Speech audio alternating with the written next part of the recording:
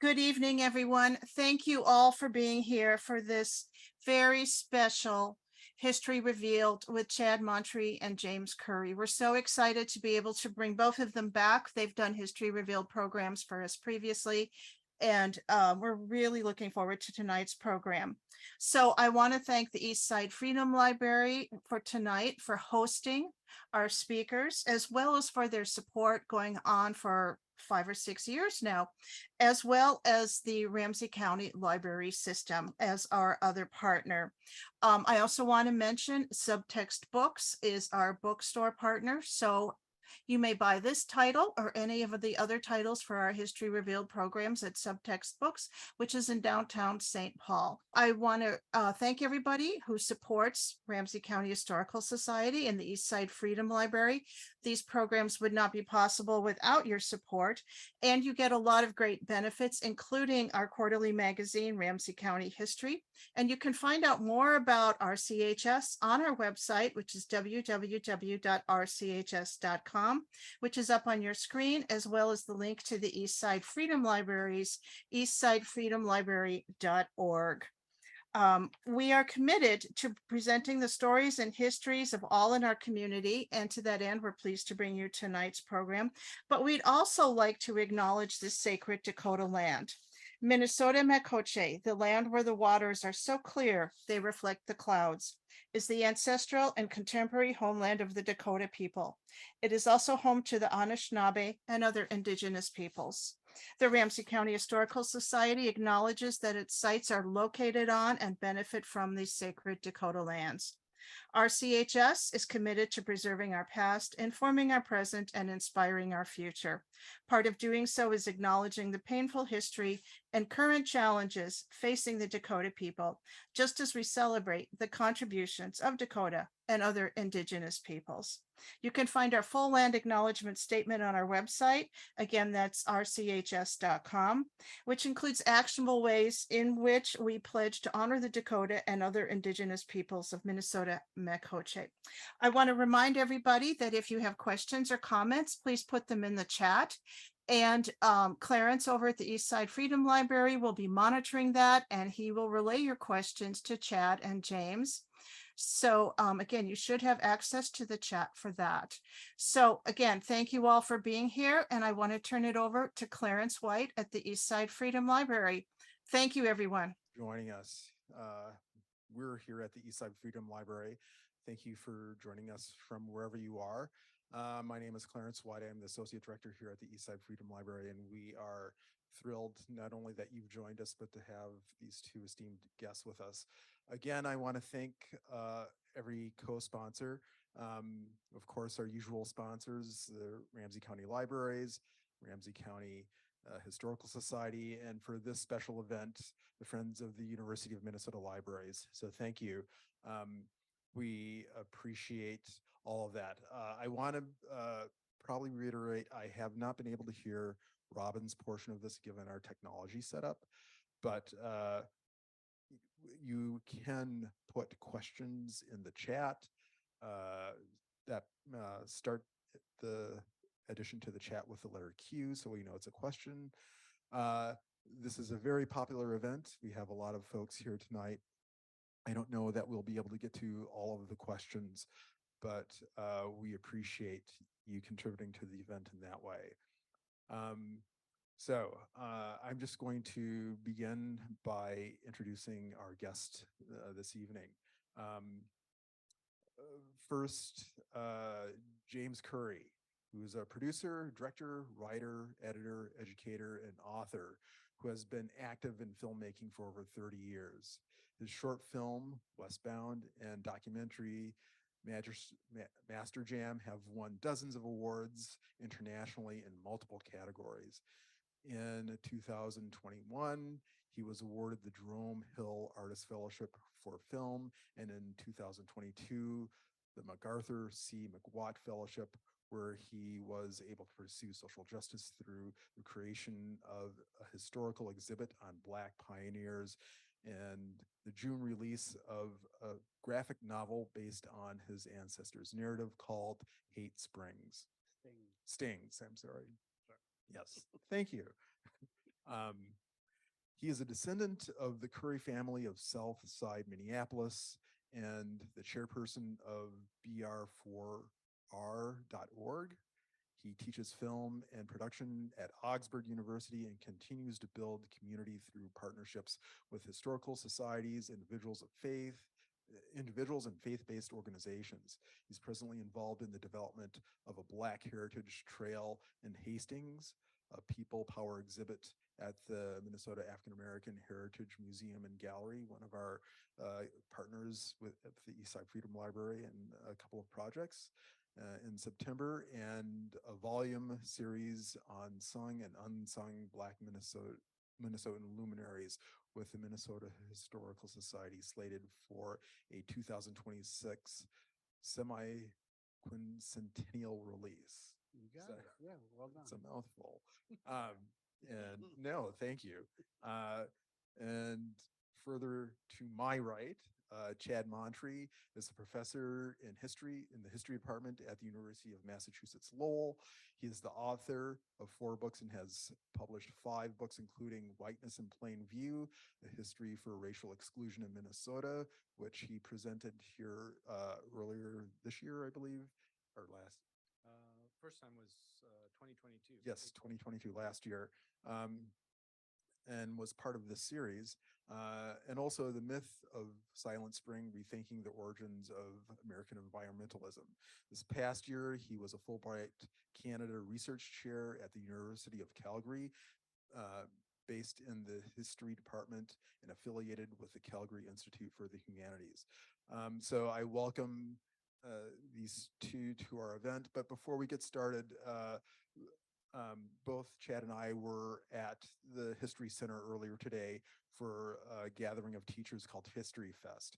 And one of the teachers shared something from Chad's book, Whiteness in Plain View. And I wanted to read that because I thought it was so instructive about the importance of how we are teaching history and sharing these stories with multiple generations. He wrote, Dr. Montree's book, Whiteness in Plain View, is a great look into the counter narrative surrounding racism in the history of the North. It is very commonly taught that the North was a safe place for racial minorities due to its lack of de jure racism.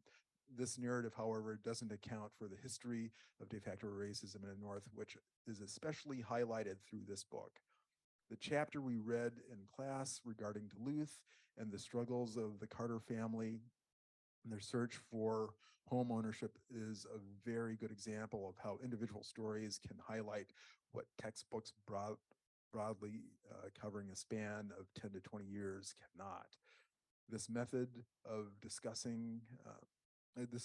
focusing on the individuals helps illustrate this idea of a counter narrative, which makes Whiteness in Plain View so important. And that's Timothy Spriggs in West Mankato, a high school student. So thank you both for spreading your message around. And with that, I am going to hand this conversation over to the two of you. So thanks for being here. Thank you. Thank you. So the way that we decided to work this out as far as a program initially is I'm going to say a few things sort of about the book, but not too much, and then sort of turn it over to James, and he'll say a few things about the work he's engaged in too. We might ask each other a few questions, and then we'll do that as efficiently as we can, and move on to anything that you'd like to offer from the virtual sphere as far as comments or observations or questions. I also want to thank some people for putting this together, some of whom you already heard referenced, particularly Robin Priestley at the Ramsey County Historical Society, Peter Reckliff here at the Eastside Freedom Library, and also Clarence and Bailey, who are here with us, and everyone else who's been involved in sort of getting this together. As Clarence said, I had actually did the original book launch for Whiteness in Plain View here at the Eastside Freedom Library when it came out in April 2022, and I've done other talks. Take this out. And I've done other talks about the book, and so some of you, in fact, may have even attended one of those, or you've watched one of the recordings of the talks. And you know, that means I don't think I'm at this point really, it's not necessary or even maybe that productive to go through sort of any of the details or any of the specific examples. But I will, for people that haven't seen the book or maybe don't know that much about it, I'll just sort of say a few things. Mainly what the book is meant to do is show how white people in towns and cities and suburbs across the state of Minnesota acted to intimidate, control, remove, and keep out Black residents from their communities. But this evening, what we decided to do is focus on the aspect of historical memory and how stories that white people told and still tell themselves today allow them or were part of sort of their process of forgetting and misremembering, and in some cases justifying racial exclusion and other manifestations of racism. When I first started doing the archival research and then moved on to the writing of the book, trying to put that research into some kind of form, um, I was kind of in disbelief myself as a white person that something so fundamental to Minnesota's history could be so effectively hidden. There's really an imbalance between that, I think, in terms of how obvious the history of racial exclusion is if you look at any of the sources, and just also how profoundly white people have managed to, as I said, forget or misremember this past. And I realized that in addition, in a sense, to the specific methods that we often talk about that whites use to do racial exclusion, violence, relying on realtors and realtor deceit to sort of avoid having African Americans rent apartments or buy houses, racial restrictive covenants, redlining.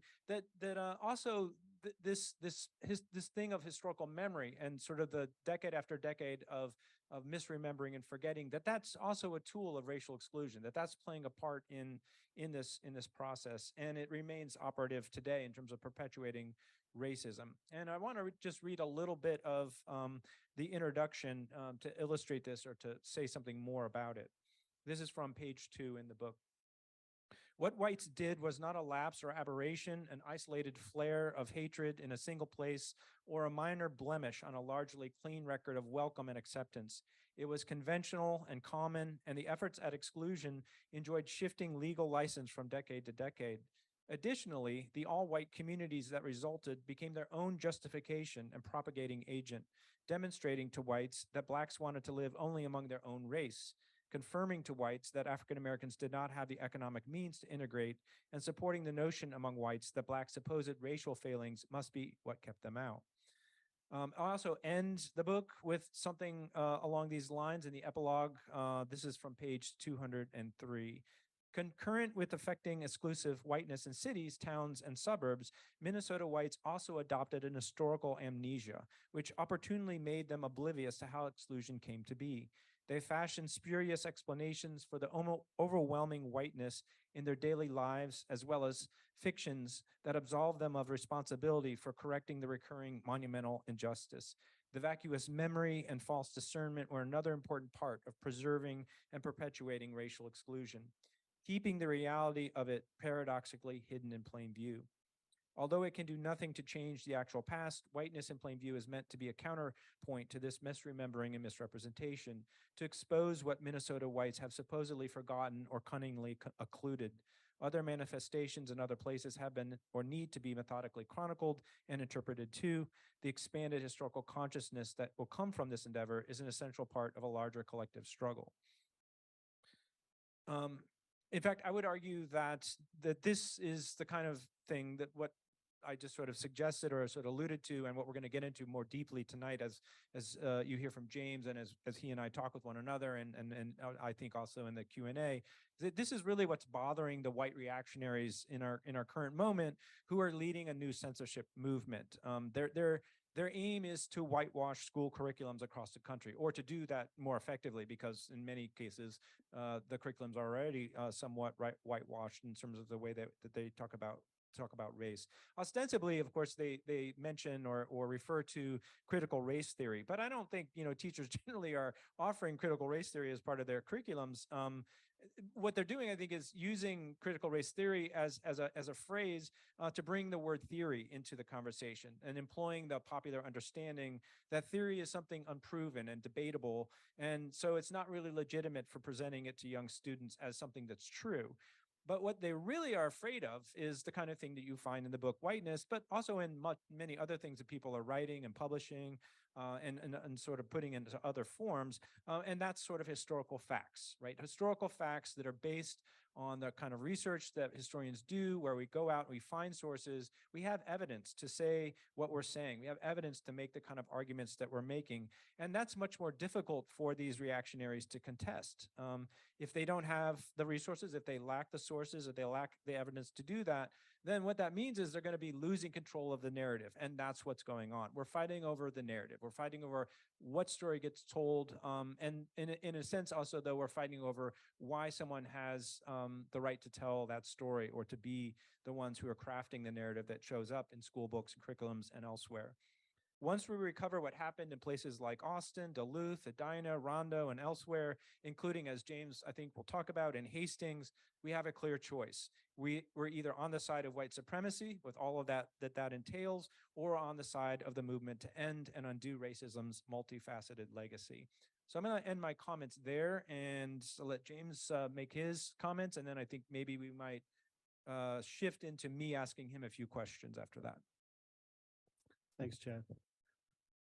Let's see. Yeah, I came at this from a personal standpoint after the completion of a documentary that was personal and family oriented.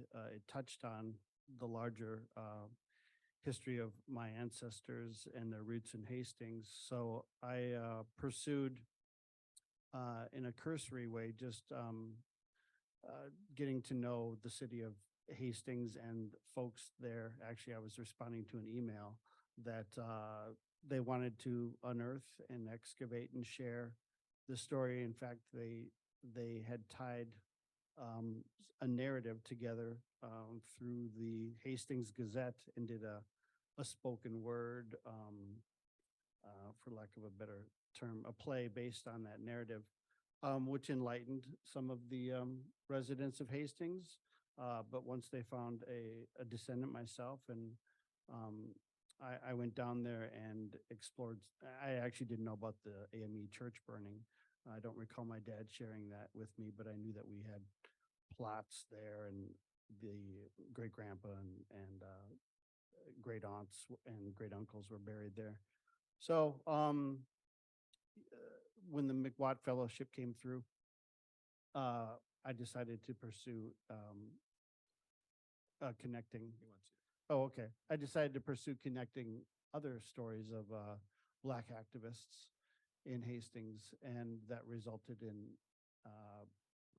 my getting forming a nonprofit, a 501c3 BR4R, whose mission is to share this history with. First, we were getting buy-in with the town, but eventually we'd like to share it with everybody. There's a Minopedia article on the burning of Brown's Chapel. So, and then I ran into Chad, and Dr. James Lowen was a guest, and it's sort of this. I'm a lay historian, but it's fallen into my lap, and the exploration of it is extremely enlightening. And being a filmmaker, I channeled it into a narrative that I thought I could tap into the hometown illustrator, Tom Nguyen, who's done DC and Marvel comics, and make sort of a maybe even a trilogy out of this. But first, this proof of concept Hastings comic book is what was the result of that McWatt Fellowship. And yeah, that's about it. Okay. We're looking for members for BR4R, by the way, board members or members. So BR4R.org if you'd like to find out more. So I think that's actually a really nice segue to what I wanted to start off with in terms of asking you questions. So when I first started doing the research for Whiteness in Plain View, I was imagining as an academic that I might be able to try to shift over to other ways of bringing my research to an audience, right? You know, I was not just as interested anymore just talking to academics. And I had a friend who's a documentary filmmaker, and I thought, hey, maybe we could do something like a doc. And so we actually came to Edina, and we went to Austin, and we did some interviews. We did some sample reel footage.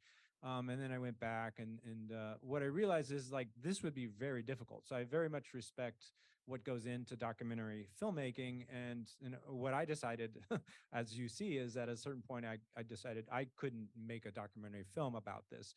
That I had to write a book because that's what I know how to do. So I want to talk to you about how you will go about telling the story of racial exclusion as a documentary filmmaker. So I can just sort of tell you the Sure. question I wrote out here.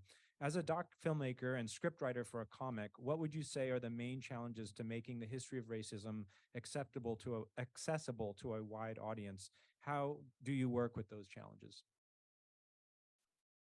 Yeah, well, in some respects, you're engaging in a lot of hypotheticals of what I immediately think of dialogue. Since I don't know the dialogue of how often the N word was used in the South, or if folks' education level, um, whether they were speaking, kind of a pidgin English. So it's a lot of speculation. But therein lies that whole, poetic license or dramatic license to sort of just go with your gut and your instincts. But I tried my best to base things on fact. I mean, you can go to papers from the 1800s and see the words that are getting tossed around. And this isn't all about finding dialogue, but I was trying to pin myself to that era, which is difficult. But yeah, it's it's a little bit just conjecture, but based on fact as much as you can. But yeah, at some point you've just got to go with your gut and what feels right emotionally. Then I think you can get past all the some of the granular details and just, you know, a scene should have sort of an arc, and if it starts out negative, you can either end it positive or another negative. And so I just applied a lot of regular screenplay tools to make the scene work as a scene. Yeah. So I was really moved by your documentary about your brother, Master Jam, which is, obviously a sort of a family story. And I know part of what you're doing in terms of how you're going to tell the Hastings story, or how you're envisioning it, will be essentially partly at least a family story, personal. What makes family and personal history appealing and effective for examining the history of racism in Minnesota and the United States in general? How is your own family and personal history unique, and what about it is common? Well, I thought of Alex Haley and Roots, and the fact that you could that what made Roots powerful is that you did have a family to follow, um, and cousins, and an extended family, which acted as supporting characters.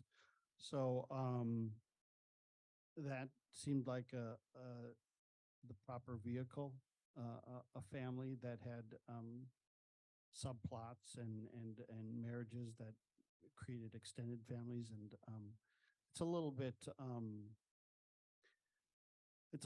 convoluted, but I think following I mean, that goes back to literature, where you're just following a family or a multi-character through a multi-character story.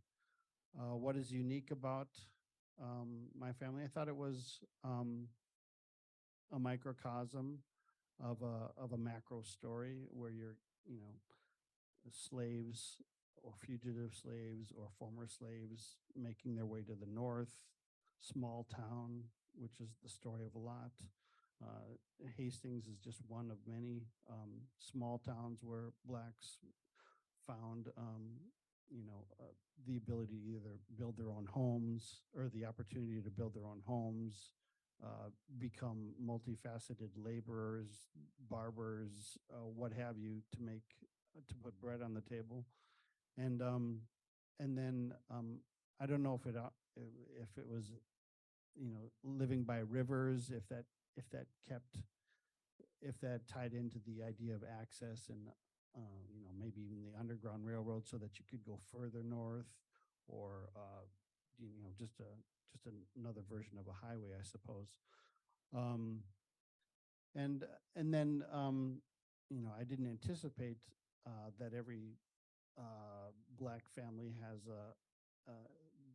has their offspring leave the small town for better opportunities, which happened in the Curry family, where there was Tuskegee and there was Hampton Institute and World War I. So it was just way too rich to pass on. And I began tying other stories of my grandmother being a Black Rosie in World War II over in Arden Hills, and so it was kind of quintessentially Minneapolis and northern, and I can just recall I just have resources to access, whether they live in my head or on paper, to flesh that story out as best as I can, and brothers that can help me out. Yeah. So maybe we want to do any, take some comments or observation from the chat or questions. And keep going. Okay, so oh, you're asking that now. Okay, so well, I do have another. So as I've been doing book talks since the book came out, I've often mentioned the work that's going on in Hastings. Like I was fortunate to come into, for us to find one another, and also for me to get to know Heidi. And I don't know if you want to say a little bit more about the building Remembrance for Reconciliation, because people will often ask me, when I get done talking, oh, well, what can we do, right? Totally. And I do want people to be able to feel empowered to do something, and not Totally. just to sort of make them feel disempowered. So if you want to talk more about BR4R. So it was a pre-George Floyd get together. So this wasn't really kind of a reactionary whites wanting to do good or join the reckoning and read, White Fragility and the other book, which escapes me. So in other words, instead of forming book clubs, this was happening in 2017. In fact, I think Rich Mankey, it was in response to Trump's election, and he was the director of the Lakeside Cemetery in Hastings, and was covering was interested in who was buried in the Potter's Field, and he knew that there were unmarked graves from Black Civil War veterans and their wives and their children. And then the reaching out to me, so there was maybe 8 individuals, including myself, that decided to form a 501c3. Then George Floyd happened, then COVID happened. So it became this Zoom conversations, which people were having. We weren't diving super deep into race relations, but it was the topic. But it was more about sharing this history that we know of, because people wanted. It was documented in the burning of the church, and ultimately we were looking for a commemoration and memorialization of that from the city. So held events, breaking the silence, brought in authors like yourself, James Lowen and Shaletta Bundridge came out for the first Juneteenth, or I'm sorry, the first celebration of Black History Month that we know of in Hastings. And so I think we've done this kind of interesting work as a nonprofit of sharing history, uncomfortable history, having focus groups, bringing in authors, just kind of being the first to do what others would like to do or think of. and getting response and buy-in and, allies and, serving soul food that they'd never had. And it's kind of neat. It's kind of a silver-haired audience, in Hastings, but, even that in itself is fruitful because you get the feedback and, it's rich, but it's ready to go into a new phase and, go beyond Dakota County, I think. So that's something, that's something concrete. There's action steps where you can have events, you can excavate history, you can find descendants, you can, Dr. Ernest Lloyd, came to he came to our Juneteenth, held there. And, yeah, it's community and fellowship and food. Yeah, we do have a question. It's asking if you can tell us more about the church fire. I can send you to Minipedia. I hate it when people do that to me, but sure. Founded by James Wallace, John Wallace, James Curry, and their wives, Phoebe Ella Curry and Nancy Wallace. There was a number of AMEs in Minnesota, African Methodist Episcopal, which comes out of Philadelphia. J.C. Anderson out of Iowa was an AME sort of pastor that would put together churches. There was a German Baptist church that was available in 1892 in Hastings. They needed $200 for a down payment, solicited subscriptions, that's what they were called, from the town. The town, Prescott, a gentleman in Prescott gave $50, a black gentleman. There was this sort of alliance between Trimble, Point Douglas, Prescott, and Hastings, little pockets of black community, probably in the 20s. The numbers are in 20s and 30s population wise. They were able to build this, they were able to put a down payment on this church, had a fantastic opening, written up in the Spokesman, a black female pastor, very successful, weddings, funerals. So a profitable church for activism as well as just fellowship. Lasted 15 years into 1907, probably 2 weeks after their 15th anniversary, around Halloween. The papers differ on the day. There was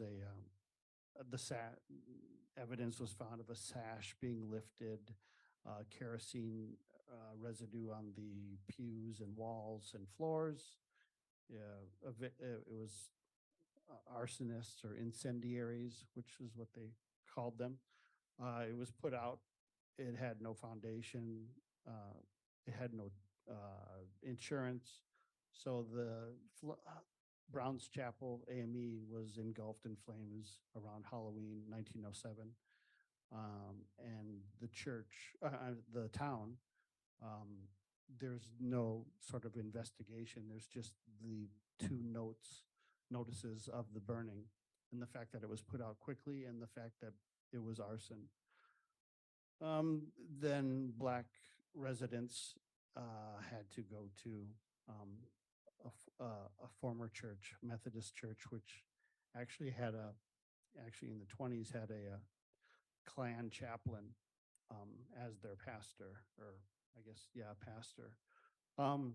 So yeah, that's kind of the short and sweet story of the destruction of Brown's Chapel.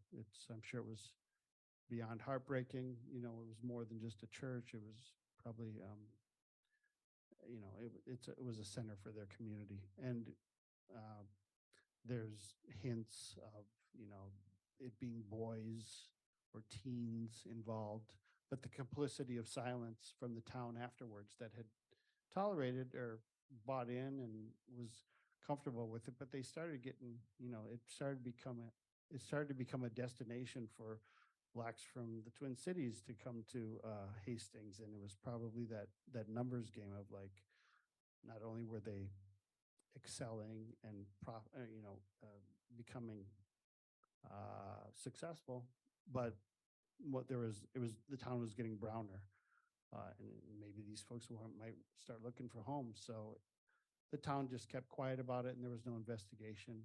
And it was referred to in the 40s in the paper, and the town became basically all white by 54. The last Black man died, and their numbers never reached the Black population numbers until the 90s. Started getting 20, 30 folks. If you want to visit Dakota County Loshing Museum, there's a whole timeline based on the African American community there. Yeah, thanks. You used, I think this is the term you used, conspiracy of silence. Is that what? Or complicity. Complicity. And in the History Fest today, there was more than one mention of this like complicity of forgetting. And I guess I'll combine a couple of questions here. James, you work in several media. Chad, I primarily work as a scholar and author. But how does that help you tell these stories, and how important are the different media to the practice of conveying these stories, and how things can get remembered, and especially in an environment of intentional forgetting, which is particularly American.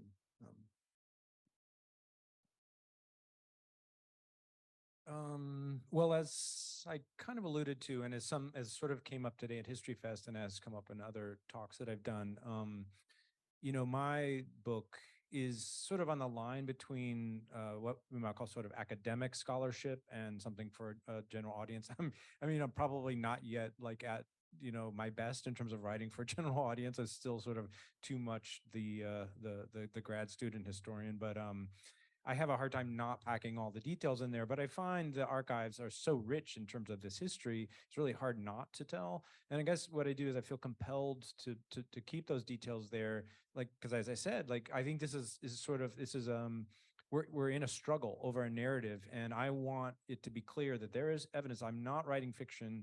I'm not making anything up. I'm just telling you what I found, that, you can contest it. Maybe there's other evidence that might lead us to tell a story in a slightly different way.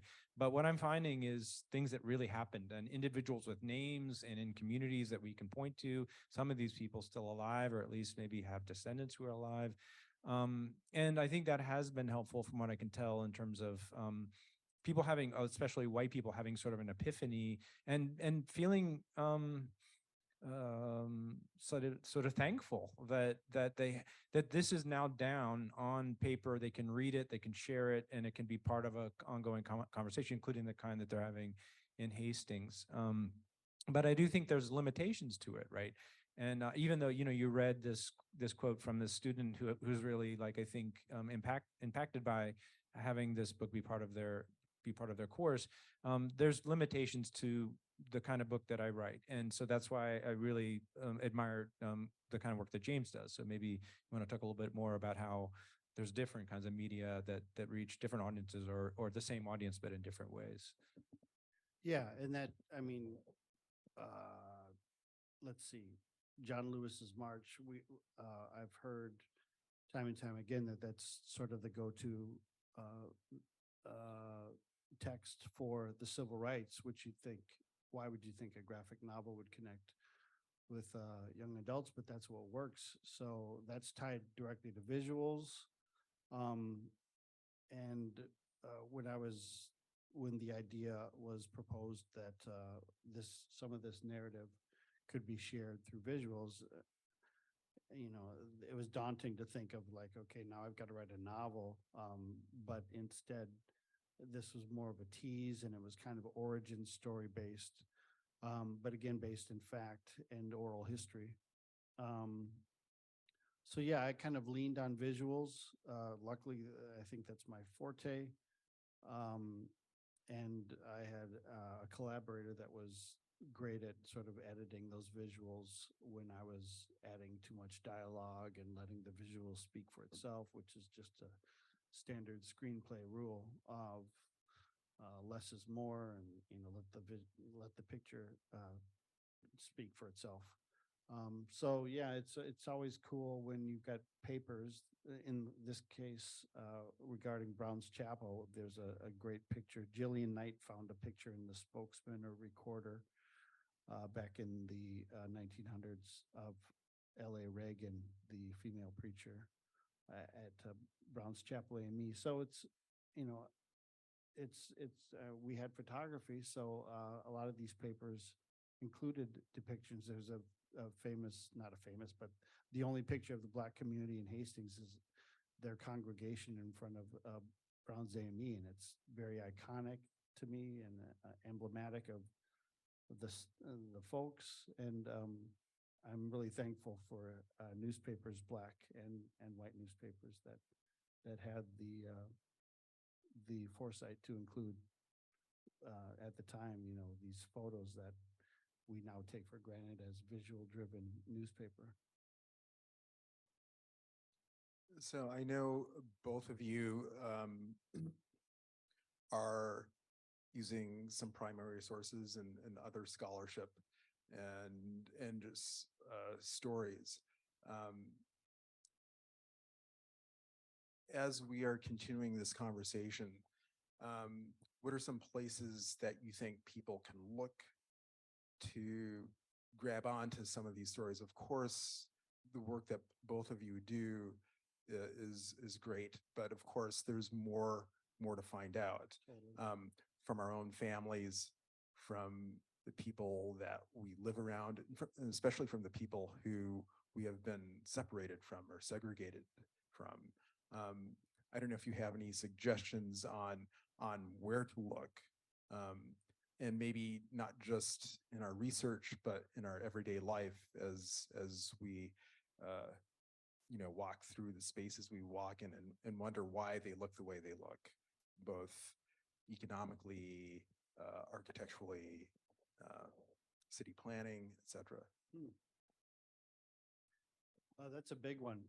But I immediately thought of family photo albums and shutterbugs in the extended family. I'm so thankful for those relatives that did bust out the camera, and how the curators of photo albums that have been passed down. I consider myself one of those because I just, by being the baby in the family, I think you're the last one, and it kind of trickles down. So yeah, besides papers, I'm so thankful for actual, you know, the oral histories, the retaining of what Pop said and what Mom said about situations, as well as having being able to connect that to like the photos in the family album, or find that cousin that said they had a photo of something in a trunk and that came from an aunt. So I don't mind going down those roads, which I've done. It's great, but it's a bit of a treasure hunt when you hear that there's photos and tracking down those cousins. But that's a reason to reconnect, and that's all good in my opinion. I can't really speak to the architectural or space part of that, but I just wanted to put that out there about the value of family photos. Yeah, and I think it would add to that that there's many things, but maybe two examples for people to think about, especially now that we're all used to doing things virtually, as we're doing tonight. You know, you have maybe more experience sort of being at home and working at things from your computer. One resource that I used a lot for my book, which you could use yourself for your own community or to expand on things that I happen to say about a community in the book that you are a part of, is ancestry.com, or there's other ways to get access to the census manuscripts, but ancestry.com is one way. I think that is like really one of the most important records for watching a area in a town or a city change over time. If you look at the census manuscript, for people that don't know, is it's the paper form that a census taker was using as they walked around a place and they asked a question to the person in the household: how many people are here, what's their name, what's their age. And the census form also changed over time in terms of the other questions they'd ask, but they usually always included race, although they changed the way they refer to race over time. They'll talk about occupation, what languages they speak, if they're immigrant, where they're from, when they immigrated. And you can layer these on top of one another. You can go back to the 1870s and look at the ones all the way up to the 20th century. And in fact, we just opened the census manuscript. Well, I didn't do it, but the federal government opened the manuscript census for 1950, right? And I wish that was open when I was doing this book, because there are things in that 1950 census manuscript that I wanted to know, and that I could have, would have aided me in telling some stories. But you can do this as sort of part of lay history on your own. If you're doing something like the Building Remembrance for Reconciliation in your own community, having those conversations, relying on the census manuscripts could be good, toward that end. So get yourself a subscription to ancestry.com. And with that comes newspapers.com, does it not? Right. But then also, I was going to say the other thing is the Minnesota History Center has, if you go on their website, you can access many digitized Minnesota newspapers that go back into the 19th century, or through ancestry.com. But I often will go there. Right now, what I'm doing is some research on Duluth for my next book. And I've been reading the Duluth Herald day by day through 1921. I will do that all the way up to the 1950s. You can do that too, and you will see manifestations of racism all over the place, and that will also help you sort of fill in the gaps. And I think part of what's going on here too is, like, James and I are talking about some of the things that if together there's a confluence, right? Like, if you find a photograph, you still need to put that photograph in context. We still need to know what this blackface minstrel show photograph is doing, right, in the 1950s. On the other hand, if I just tell the story about a blackface minstrel show at a high school and you don't see that shocking, horrific picture, then there's a way that picture adds something to the reality of the event, right? And especially if you see many of them. Great. America is the land of forgetting. I think about that, but we have a question here that asks, how is memory erased or edited? How is amnesia produced? How does that work? I mean, we have so much of it here. I mean, our memories here in this culture last about, by the time the next election rolls around, we've forgotten. How does that work? Maybe that's just one way, but what are some of the mechanisms we use? Well, I was just going to say, in terms of crime and trauma, I think it's a natural tendency to submerge any race in a personal way, and then you've got time on your side to help make that salve or balm come to life, or it perpetuates it. But yeah, I couldn't answer why the amnesia kicks in for over negative consequences or just turning a blind eye. Yeah, no. Well, one of the reasons why I wrote this book about Minnesota, why it's about Minnesota, is because I wanted to, well, really the main reason is I wanted to talk about racism in the North. I grew up in Kentucky, consider myself sort of, born of the Mid-South, or sort of grew up in the Mid-South. And what I knew about the history of racism was mostly about the South, right? And I knew that was limited, and that when I shifted in terms of my research over to doing something about race in America, I wanted to talk about this other dimension, right? And what I found, though, is that there's a reason why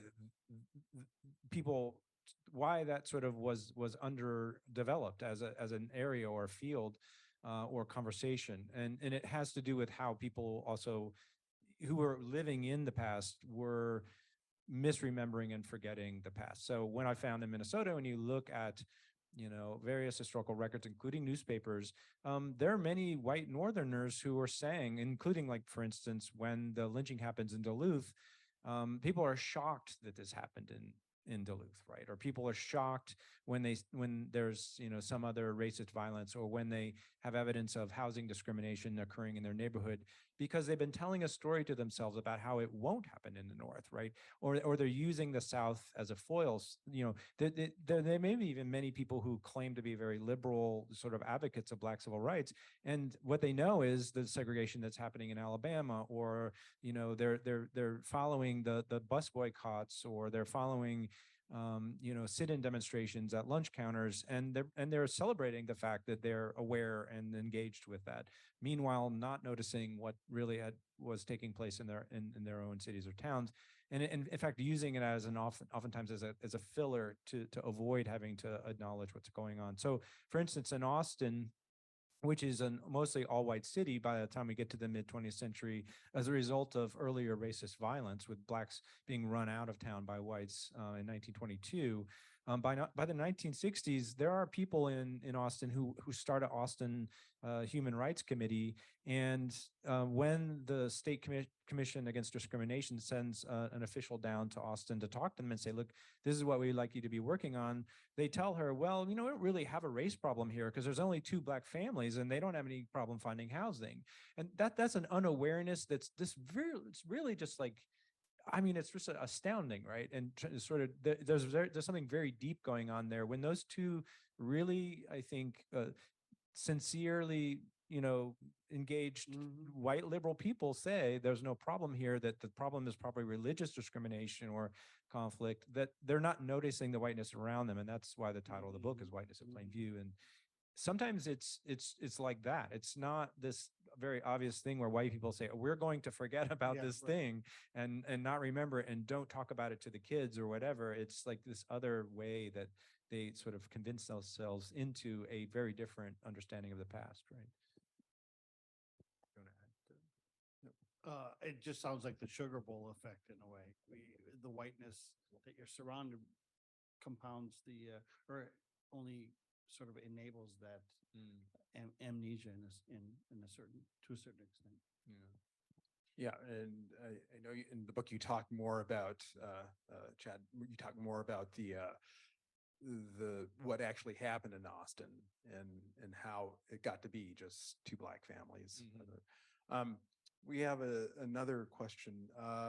Will you talk a bit more about the use of oral stories as first-person information that can help document the complexity of racism in Minnesota? So, finding oral histories. And again, I can only speak from a personal standpoint, but yeah, I mean, I think I could probably ask you this as a historian. There's this lack of credence to a lot of oral history, and over time or traditionally, and yet the Black experience is so heavily based in oral history, and there seems to be a snobbery about well, if it's not written, but if I'm not mistaken, Roots, Alex Haley, yes, I know that there was some litigation involving a little bit of plagiarism, but heavily based on oral history, if not solely.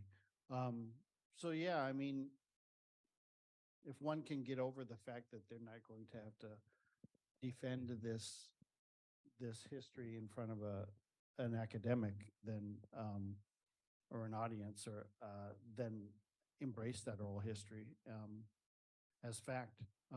You can then get second cousins and other family members to sort of second it as a secondary resource. But luckily I was engaged in a dramatic historical fictionalization where I wasn't my feet weren't held to the fire over whether something was a fact or not.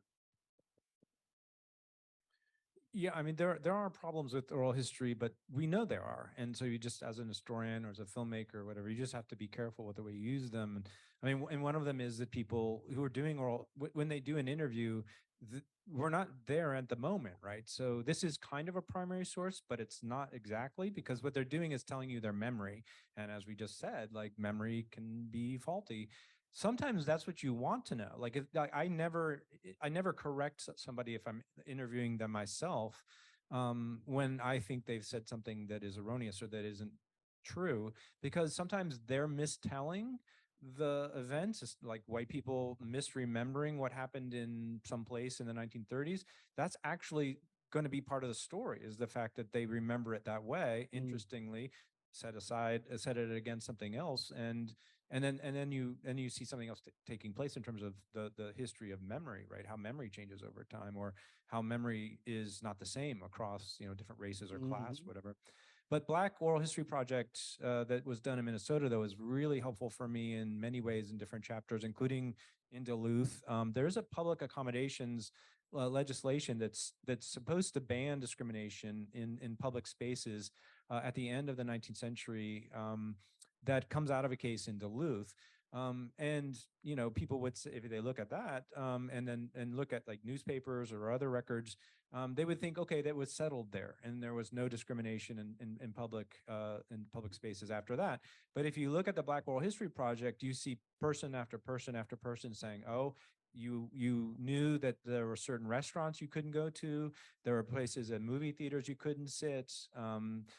There was jobs that you knew you weren't going to go try to interview for, or put an application in for, because they weren't going to hire you anyway. That's in those oral history interviews, and it's not anywhere else. And maybe there are things, maybe we need to make sure that we're not just relying on them exclusively, and maybe sometimes we want to make sure that we're going to sort of corroborate them with something else. But I wouldn't have been able to tell that part of Duluth's history, that there's actual segregation going on in Duluth into the 1950s, 60s, and 70s, unless I had the Black Oral History Project interviews that people did in the 70s. Thank you. Another question for Chad.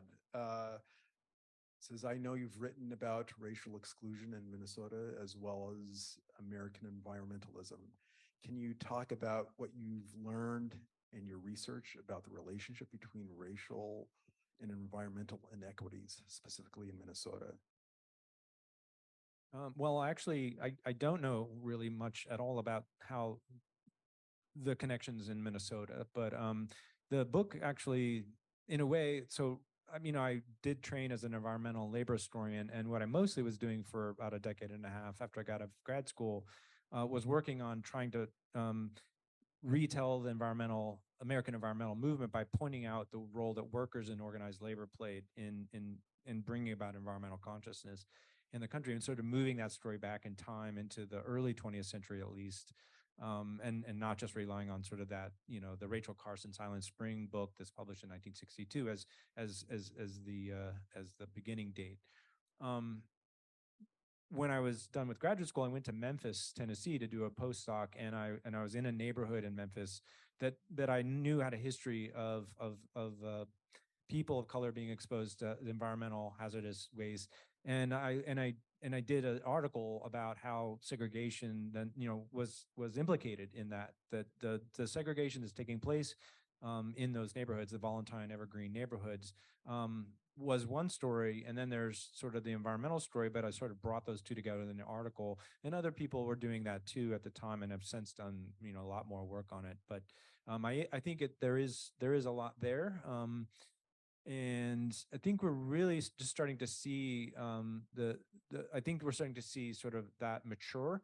There are several books out now about places like Detroit and other parts of the United States where you have a lot of industrialization, and you have racial division, racial segregation, and environmental hazards, and people sort of drawing the lines or connecting the dots between that history. But I don't really know anything about that from Minnesota, so I can't really speak to that.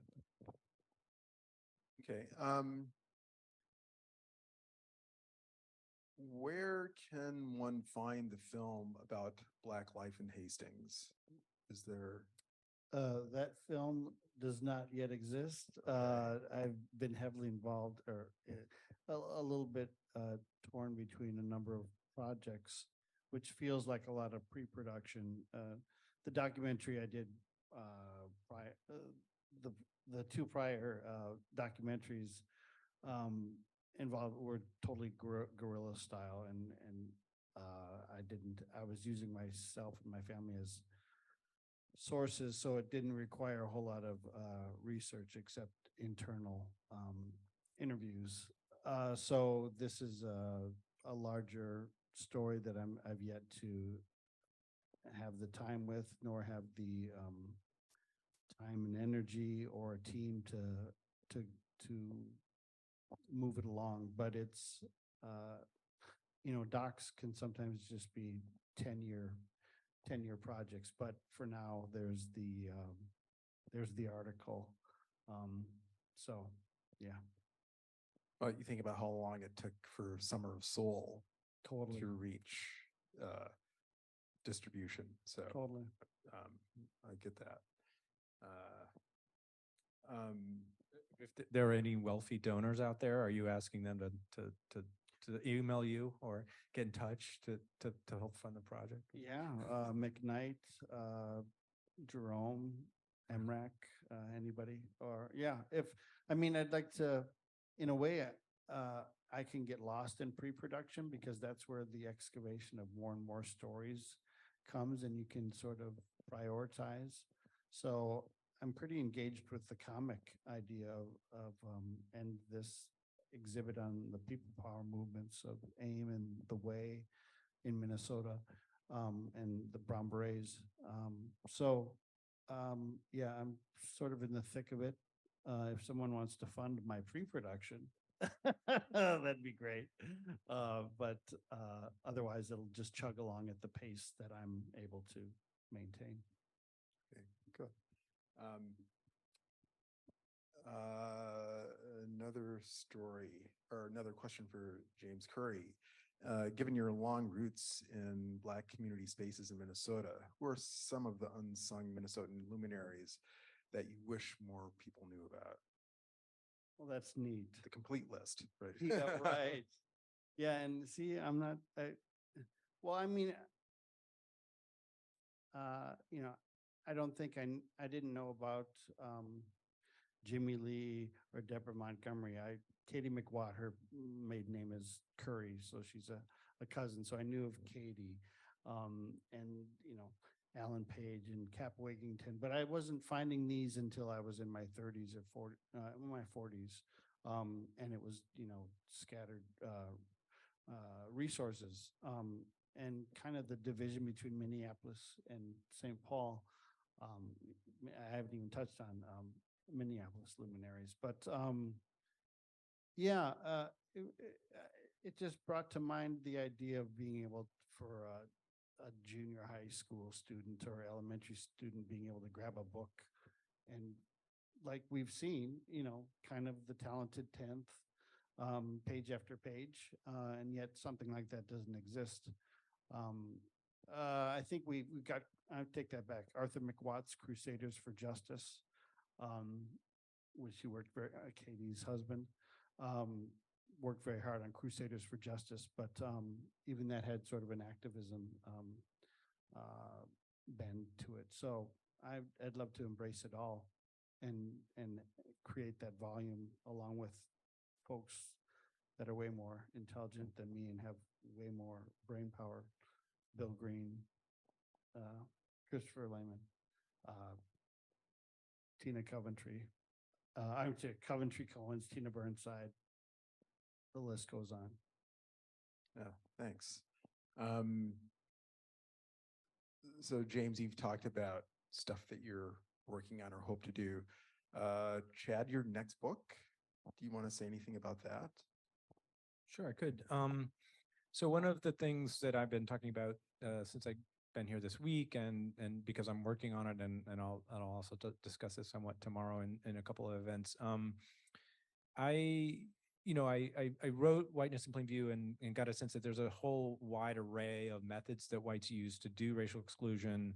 And since then, as I started the project, Richard Rothstein's book, Color of Law, came out. And in that book, he really emphasizes heavily the way that the state is responsible for racial exclusion. And I want to sort of push back against that, or that kind of sort of provoked me to think, more about being explicit that that we can't put everything on the state, that the state isn't making white people do discrimination or do racism, that they rely on the state, that is local government, state government, federal government, to give them tools to do what they want to do. And when the government takes those tools away or modifies them, they just adapt and they evolve, right? And so what that tells me to some extent is that there's something else going on there. And what I think I can sort of focus on is this idea of a culture of racial exclusion. So when I look at the way that culture matters in terms of enabling and sort of being sort of reliable for white people to do things like block African Americans from coming to their communities, or if they're there to remove them, or if they've accomplished that, then to maintain their communities as all white, like for instance the blackface minstrel shows. In Edina, there's an interracial farming village there in the 1970s, in the 19th century, and it's like truly interracial. People are like living together, working together, doing town government together, running the school system together, socializing together, and they would never have allowed a blackface minstrel show. You would never have seen that in Edina in the years up to the turn of the century. Once they start doing suburban housing developments there that are all white, exclusively all white, that's when you see the first blackface minstrel shows show up in the 1930s, and they last into at least the 1950s. And that tells me something. That tells me that this exclusion helped make and sustain a racist culture, but also that racist culture then helps continue to perpetuate the exclusion. It makes it uncomfortable, even dangerous for Black people to be there, right? They don't want to be there the way they were in the 19th century. So what I like to do is focus on blackface minstrel shows. And the other reason to do that is that so far that's mostly been treated as a 19th century topic. And I've seen overwhelming evidence that these things are going on like all the time, like literally all the time, all around Minnesota. And it's horrific, but again, it's one of those cases that's just, it's matched by a way in which white people have normalized it. If you hear them talk about it, hear them review the shows, or see the other versions like big, the big glossy photographs of the shows, they don't question it. It's not occurring to them that these are in any way sort of questionable. And so that the normalcy gets us back to how we started this in terms of historical memory, right? In terms of what are the things that people are using to sort of do that misremembering or forgetting? And I think the culture of racial exclusion is part of that. We have a question from our favorite labor historian for James, and I don't know, maybe Chad has some knowledge about this, but another Dakota County question. What roles did race and racism play in meatpacking unionism in South St. Paul? Is this Peter? Yes. I have no clue. Meat packing. No clue. That even sounds more like Austin than it does Hastings, unless, is he aware of? Oh, I'm sure he is. Yeah, sorry. You probably know the answer and you're just putting me on the spot. So thanks, Peter. Sorry.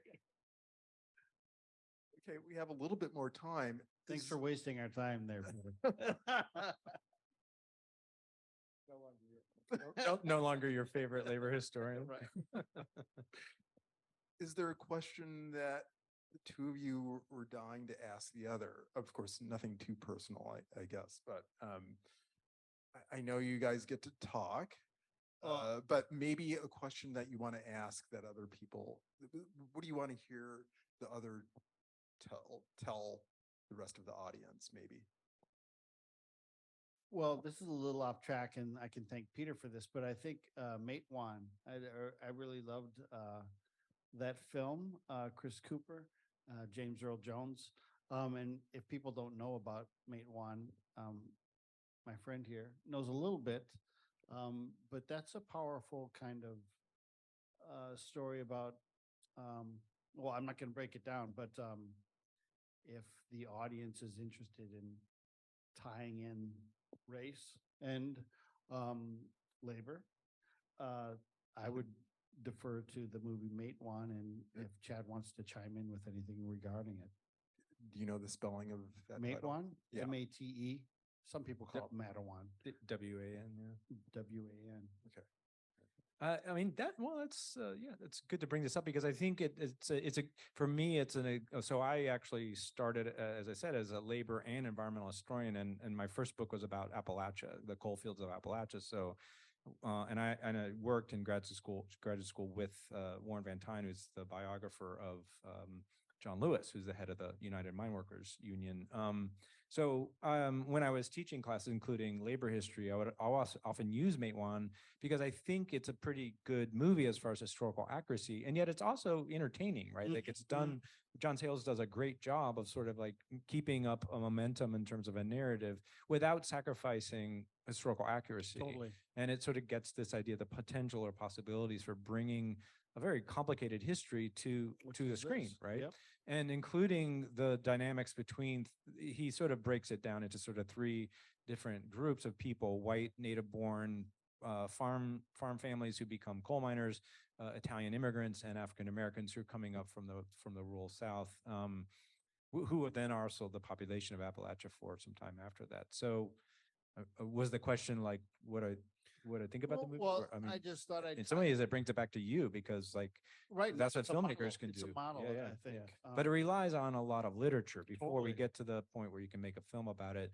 John Sayles is like probably good at doing the research for his Totally. films, right? Yeah. No, it was, as I said, it was a little off base, but at least it tied in labor and race to appease Peter's question. But I also knew that Chad had some research based on Made One. Yeah, Chris Cooper. In fact, it's his first role. Well, and also like I said, I was thinking that the Whiteness would start, that would be a documentary. So we did a sample reel. And the first time I met Peter in person, we went to his house and we did an interview, Peter Reckleff, who asked this question, James's favorite labor historian. And we asked him about, the history of Austin. And he tells a story about when he went down to Austin in the middle of the 80s when the Hormel strike was happening. And he asked people because he knew as a labor historian that the packing house workers union was actually well known for being an outspoken advocate of Black civil rights movement, that many packing houses were racially integrated because a lot of African Americans who were migrants from the rural South to the urban North getting jobs there. And that's why the packing house union is the kind of sort of socially minded, politically activist union that it is, because those Black workers demanded that the union do something about discrimination in the workplace and outside. Well, anyway, Peter says when he went down to, and he can correct me if he's still there, when he went down to Austin, he immediately asked the people, he said, well, where are the Black workers? Because there are no Black workers in Hormel in the 1980s, except there's probably two people who are students that were from Africa who had been students and were for some reason in the packing plant, but otherwise there are no African Americans in the packing plant. And that's the beginning of him realizing what I started to also try to sort of investigate was like, why is Austin an all-white town, right? But for him as a labor historian, he knew that didn't make any sense, that a packing house, that Hormel that's involved in meat packing would be an all-white workplace. That didn't make any sense to him. And American Dream, Barbara Koppel's documentary, worth seeing. Academy Award winning, if that matters to people. We went off on a lake. Yeah, that's like we can really go on a tangent. No, that's why we are here. Yeah, So no, I think it's fun to tie, docs and works of fiction and literature into the conversation as another supplement. well, one of the things that we are really about here is bringing in different kinds of media, different types of art and scholarship together to tell more accurate story about a more accurate narrative about the society we live in and how those different things are related and are part of the same conversation and tell the same story. So it's definitely not off. Yeah, I mean, we have a lot of labor history here. So we're about at the end of our time. I know that Both of you are very busy this week, and we appreciate that you were able to join us here for this. So greatly appreciated. Thank you. Hopefully we'll be having conversations more. I believe you're going to be here next summer at some point. Maybe we can encourage you to have another conversation, maybe on the work of the book that's coming up, and maybe you'll have more work done on another Right. documentary. Maybe you'll have more work done. Thank you. Yes, well, You're you'll right. definitely have more work done. Yeah, you're right. What the No, work will I be, know. and that's true for Right. me too. It's like, we'll see. But thank you everyone for joining us this evening. We have a very busy weekend with more events. I want to remind folks that we have some events in conjunction with the Southeast Asian Diaspora Organization. There is an event here at the library at from 6:30 to 8:30.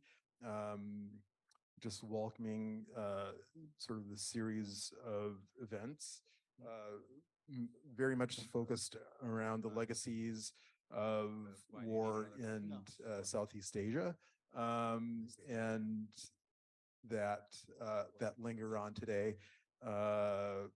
On the 12th, there is a panel discussion following the Kung Fu Zombie Saga, Shaman Warrior versus Cannibals. It's at the Luminary Arts Center following the matinee production of that. And there are pay-as-you-will tickets available for that. So if you want to join us for that, that would be great. And then on Sunday, community conversation, storytelling, and art as activism. That will be at the Roseville Library in the community room. Go to our website, eastsidefreedomlibrary.org. You can find out more on our events page. Thank you again for joining us. And yes, we will see you soon.